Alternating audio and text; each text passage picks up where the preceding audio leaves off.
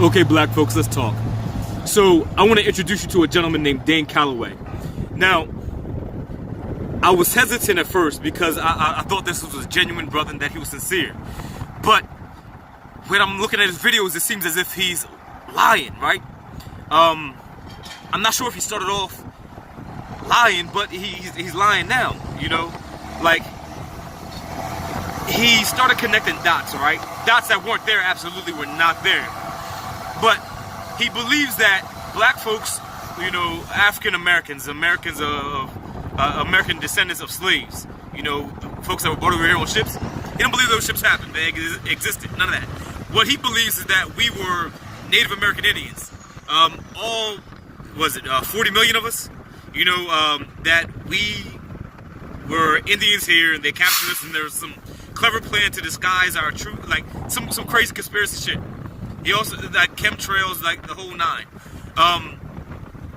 I don't want to seem like I'm attacking him because at first he seemed like a genuine brother, but then he started misquoting Dr. King and James Baldwin, and he started misquoting was it Malcolm X, which I'm gonna show you these clips in a little bit.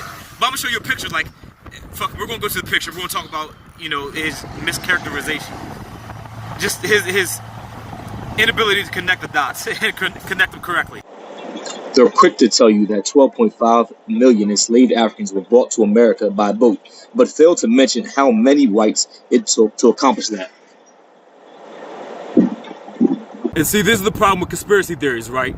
He wants you to, or they connect the dots wrong. Like, he wants you to call into question the slave trade because the number 12 million sounds large. But what I guess became too commonplace to us was the number 400, right? So again, I'm at work and the noise in the background, excuse me, I'm trying to get this out. About 400, right? So you take 12 million divided by 400 years. So you get roughly, was that 25,000? Then you divide that by, or you get 30,000. Divide that by 12 months, you get, was that 2,500 every month. Now, if you take a slave ship like the good ship Jesus, then carry 400 to 500 slaves per trip, that means every month they only needed 6 slave ships to travel the high seas. So 6 families with slave ships could go the seas themselves. And, you know, I mean, like, it's not hard to get those numbers in a course of 400 years.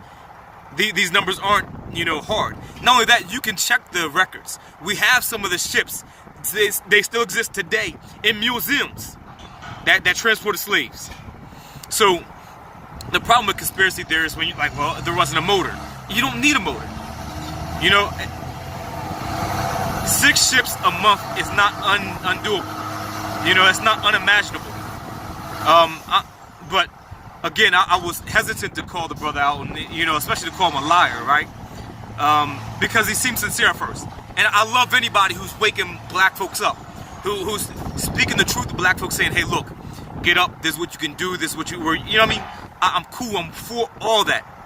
But he started taking brothers like Malcolm X and Martin Luther King and James Baldwin out of context, right? I'm gonna show you this next clip of him lying on Malcolm X. I mean, and not even a good lie. Like, it's easy to track his shit.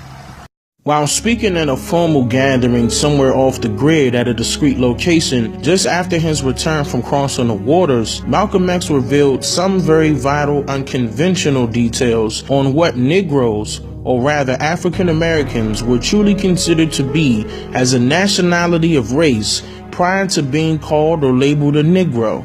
Aborigines, which means what? Black folks.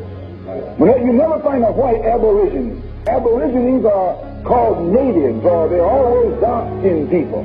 You and I are aborigines, but you don't like to be called an aborigine. Malcolm X stated that the rock landed on us after he returned across the waters because he learned new things. He learned that the rock had truly landed on us and that we were from these lands. Now here's the problem with what he said. All you have to do is go to the first 5 seconds of that speech, right?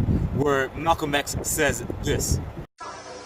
We are African, and we happen to be in America. We're not American.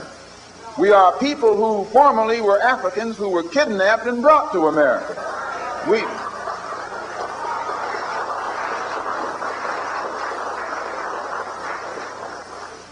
Our forefathers weren't the pilgrims. We didn't land on Plymouth Rock. The rock was landed on us. We were brought here against our will. We were not brought here to be made citizens. Dr. Martin Luther King Jr. also stated in his I Have a Dream speech that we are held in exile in our own homeland. The Negro is still languished in the corners of American society and finds himself in exile in his own land. Now we have a lot of scholars out there and individuals are missing the point. How can you be held in exile in your own homeland without it being your own homeland? And see, here again, this dude is reaching more than a smack battle rapper. You know what I mean? Like, to suggest that Dr. King doesn't believe that the slave trade happened. He's reaching. Dr. King is saying that we are citizens of this nation because we paid for it with our blood, sweat, and tears. That we paid for it because our bones are buried here in the American soil. That the American economy is only capable, and only possible because of the free labor from our ancestors, from the forced labor of our ancestors. He's not suggesting that we were Native American Indians that were captured here in America and then through somehow of some sleight of hand and misdirection and trickery that they stole from us this culture of us being the original African American Indians. Later in the video, which I'm not going to put up because it's just too long and it's conflated with a bunch of bullshit, he talks about Indians disappearing and then them reappearing as Black Americans or some bullshit.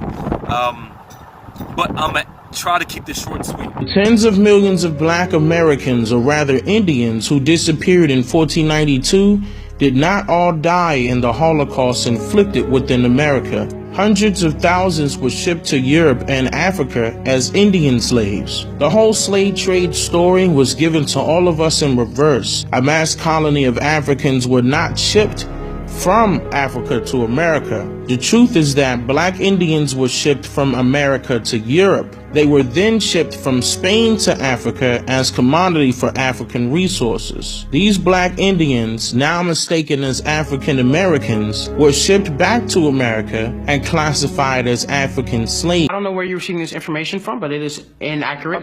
I'm sorry, I'm going to have to cut this interview short.